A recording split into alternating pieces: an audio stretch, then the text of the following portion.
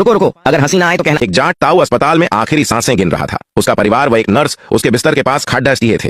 ताऊ अपने बढ़े बेटे से बोला, बेटा तुम मेरे TDI सिटी वाले 15 बंगले ले लो। बेटी से कहा, तू सोनीपत सेक्टर 14 के बंगले ले ले।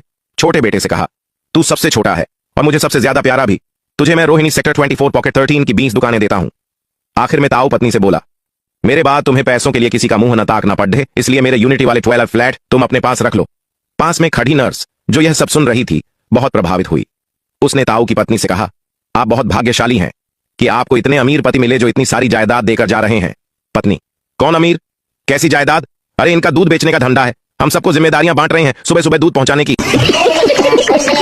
एक शराबी की पीने की लत से तंग आकर उसकी पत्नी ने उसे तलाक दे दिया और बच्चों को लेकर मायके चली गई। बॉस ने भी नौकरी से निकाल दिया।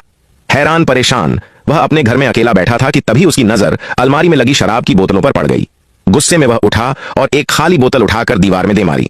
कमबख्त, तेरी वजह से मेरी बीवी मुझे छोड़ ढाकर चली गई। फिर उसने दूसरी बोतल उठाई और उसे भी तोड़ दिया। हरामजादी, तेरी वजह से मेरे बच्चे मुझसे दूर हो गए। तीसरी बोतल का भी यही हश्र किया और चिल्लाया, तेरी वजह से मेरी नौकरी चली गई। जैसे ही उसने चौथी बोतल उठाई तो वह भरी हुई थी। उसे संभाल कर दूसरी अलमारी में रखते हुए बोला, मेरे दोस्त तुम जरा एक तरफ हो जाओ, मुझे मालूम है इस सब में तुम्हारा कोई हाथ नहीं है।